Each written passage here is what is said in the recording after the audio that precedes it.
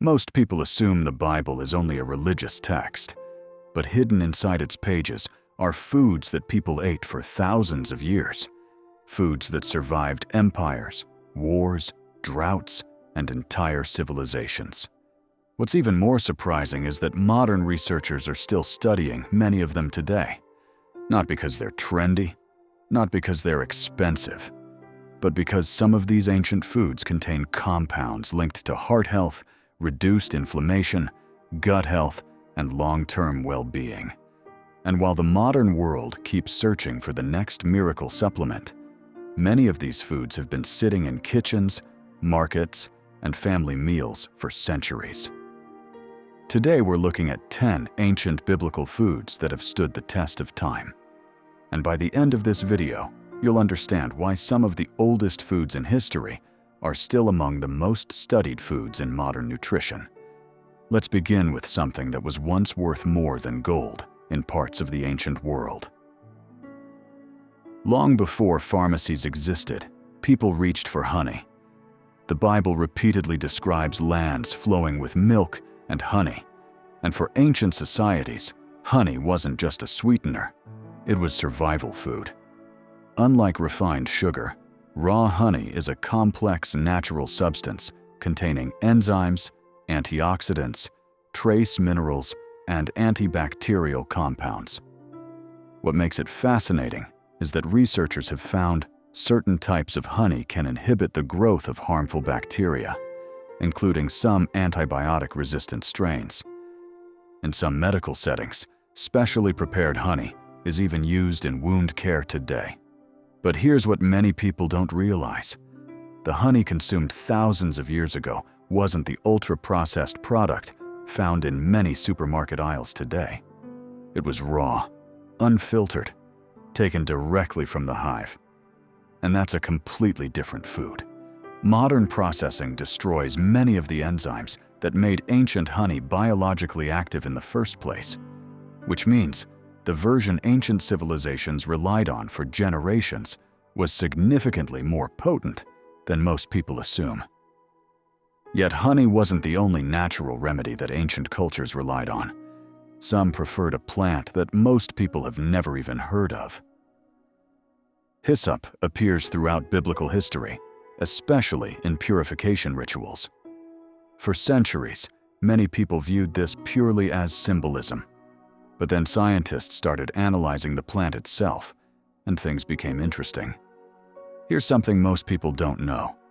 Many scholars now believe the hyssop mentioned in the Bible wasn't actually Hyssopus officinalis, the plant sold under that name in European markets today. The biblical hyssop was most likely Oreganum syriacum, also known as za'atar, Syrian oregano, or Lebanese oregano, a plant native to the Levant region where the Bible was written. And that distinction matters, because Oreganum syriacum contains high concentrations of carvacrol and thymol, the same powerful compounds found in oregano and thyme, which have been studied extensively for their antimicrobial, antioxidant, and anti-inflammatory properties. Historically, people brewed it into teas, used it in herbal preparations, and valued it for respiratory support. It's one of those plants that quietly existed in the background of history, while modern society largely forgot about it. And that's a pattern you'll see again and again throughout this list. Sometimes the most powerful foods aren't the most popular ones. Take this next fruit. A fruit so important, it was carved into temple architecture. At first glance, a pomegranate doesn't look extraordinary. It's messy, difficult to open, takes effort to eat. But inside are hundreds of jewel-like seeds packed with natural compounds researchers continue to study.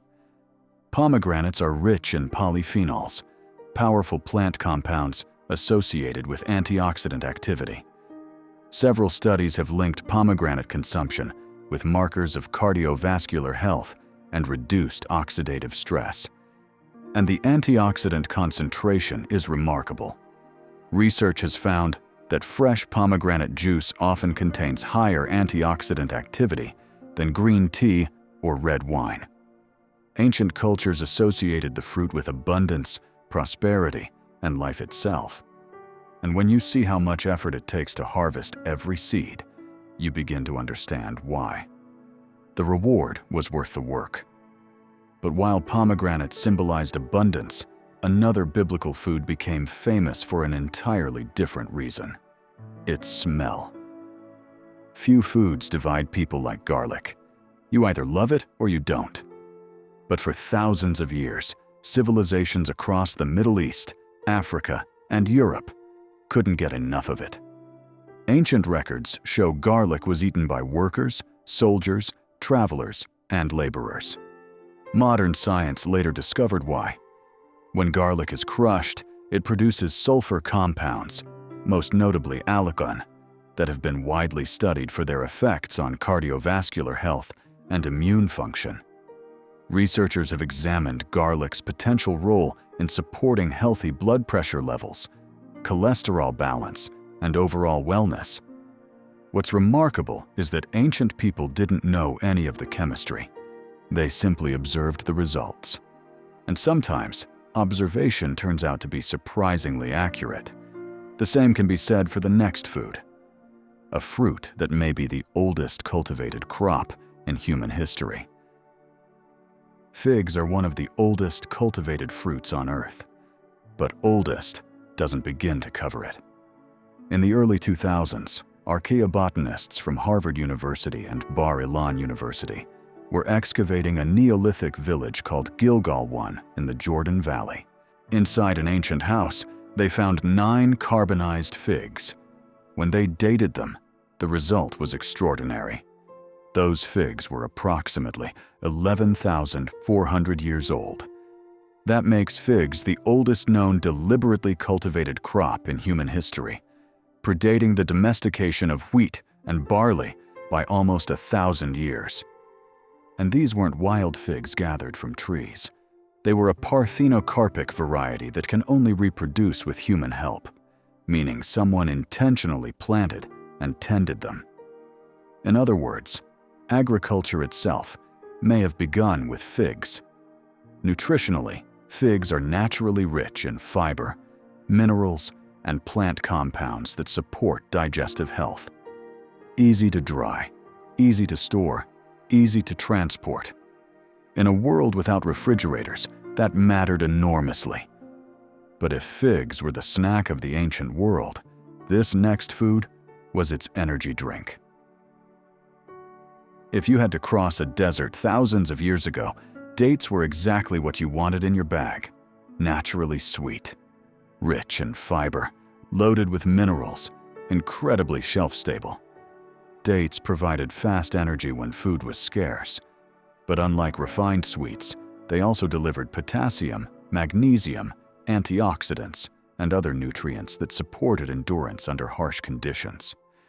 Today, they're still widely used to break fasts throughout the Middle East, and their popularity hasn't faded, because some foods survive not because of marketing, but because they simply work. Which brings us to one of the most important protein sources in biblical history. Fish appears throughout biblical narratives, and that's no coincidence. For many communities, it was a nutritional cornerstone, especially fatty fish. Modern nutrition research consistently highlights fish as one of the richest natural sources of omega-3 fatty acids. These fats play important roles in brain function, heart health, and inflammation regulation.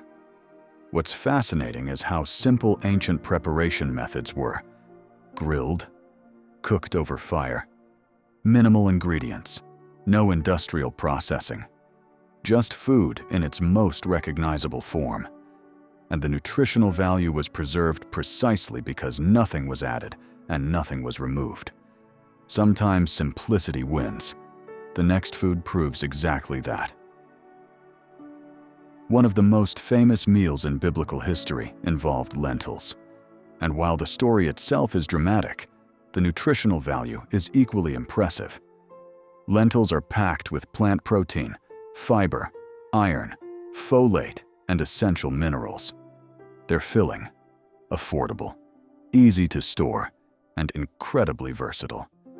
Researchers often point out that populations known for longevity tend to consume large amounts of legumes, and lentils sit at the center of that observation. What makes lentils particularly interesting from a modern nutritional standpoint is their effect on blood sugar. Their high fiber and resistant starch content slows glucose absorption, creating a slower, steadier energy release than most carbohydrate sources. Ancient laborers who ate lentils daily were unknowingly optimizing their energy in a way modern sports nutritionists now actively recommend. That's not a coincidence. That's thousands of years of practical human observation, just like the next food. Among all nuts, almonds are nutritional overachievers, rich in healthy fats, vitamin E, magnesium, and fiber. Modern studies have explored their relationship with heart health, blood sugar management, and satiety. But almonds weren't just food in ancient times. They carried symbolic meaning. They represented renewal, life, new beginnings. The almond tree is one of the first trees to blossom each year, sometimes while snow is still on the ground. And that early flowering made it a powerful symbol across ancient cultures. Perhaps that's fitting, because few foods deliver so much nutrition in such a small package. Still, one food outranks almost everything we've covered so far. A food mentioned repeatedly throughout Scripture. A food that became the foundation of entire dietary traditions. If there is a single food that defines the biblical world, it's olive oil. It was used in cooking, medicine, trade, ceremony, and daily life. For ancient civilizations, olive oil wasn't an ingredient. It was an essential resource. Modern research continues to study extra virgin olive oil for its abundance of healthy, monounsaturated fats and polyphenol antioxidants, compounds associated with reduced inflammation and cardiovascular support. In many dietary patterns associated with longevity, particularly the Mediterranean diet, which has been studied in some of the largest nutrition trials ever conducted, olive oil remains a central feature. What's striking is how consistently it appears across thousands of years of human history. Different cultures, different religions, different languages, the same oil.